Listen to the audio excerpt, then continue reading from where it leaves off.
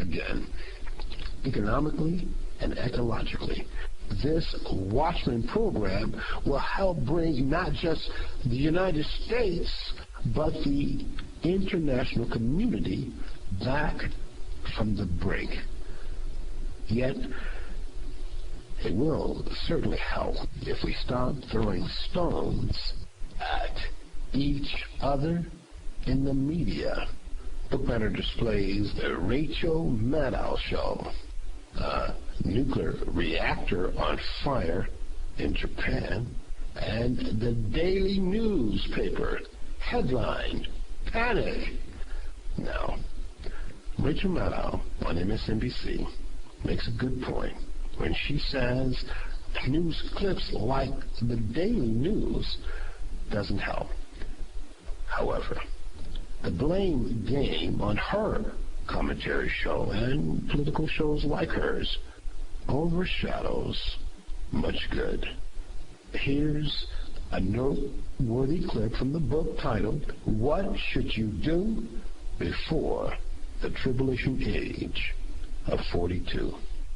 Babylon Radio, words of confusion, cutthroat media hosts, players in the killing fields of free speech. The question is asked, a case for the fairness doctrine? Media hosts to the left, the Bill Press Show, Rachel Maddow, Alan Combs, Mike Malloy, Ed Schultz, and Norman Goldman. Media hosts to the right, Mark Levin, Michael Savage, Laura Ingraham, Glenn Beck, Hugh Hewitt, and Sean Hannity. Note to the radio and TV hosts featured. Although this is a rebuke from your brother, your passion I do admire. From the author, Chuck at worldemergency.com.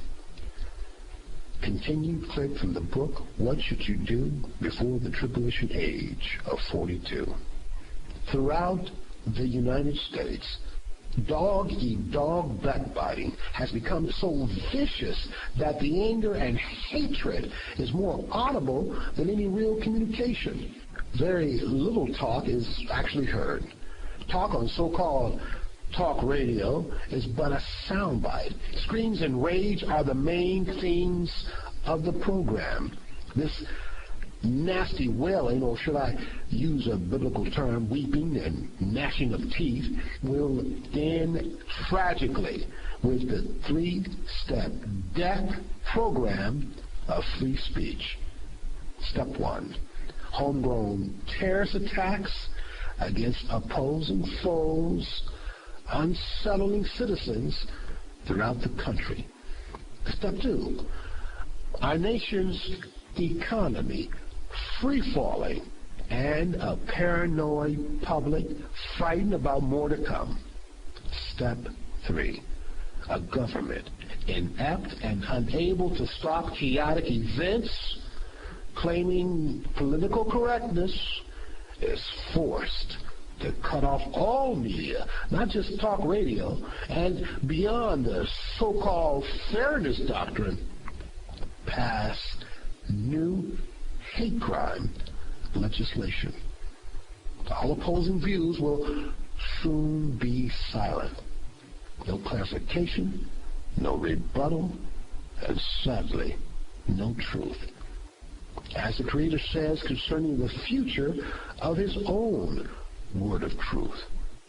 Verse 11, the days are coming, declares the sovereign Lord, when I will send a famine through the land, not a famine of food or thirst for water, but a famine of hearing the words of the Lord.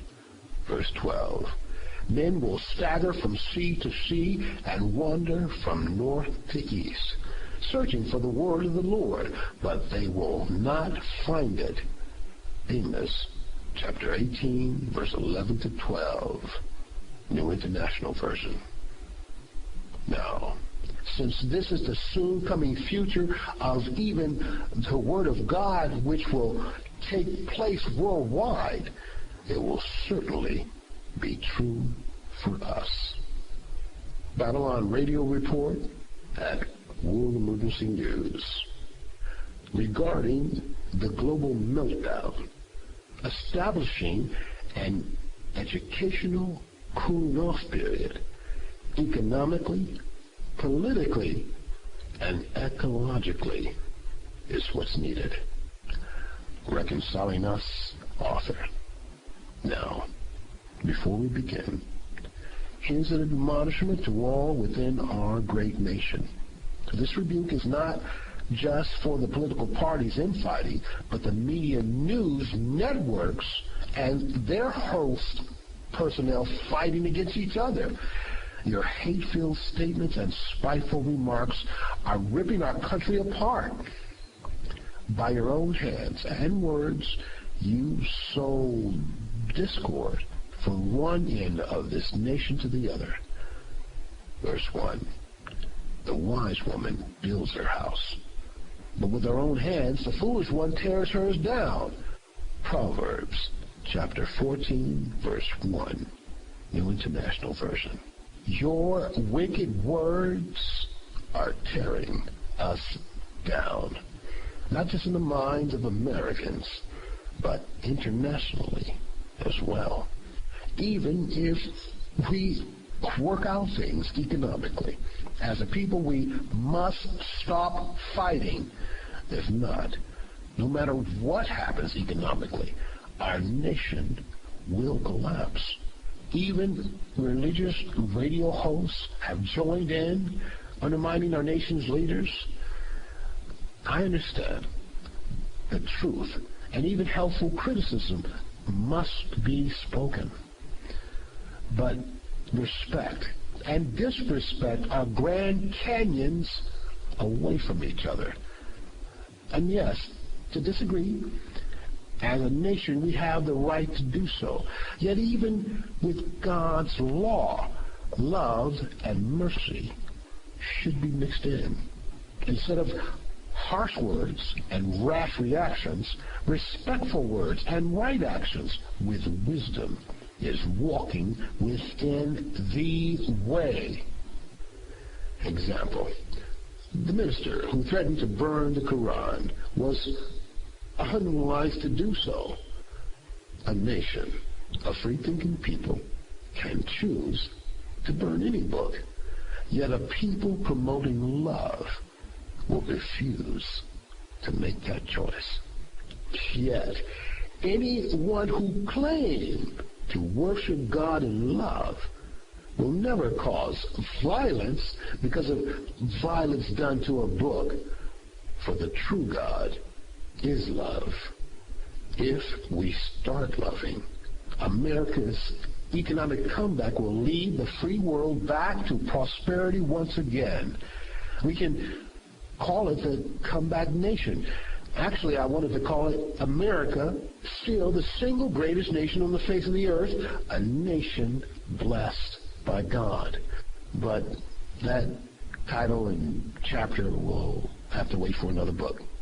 The economy throughout the United States will take the global community again by storm, propping up world markets, cleaning the festering budget crisis wounds of other nations.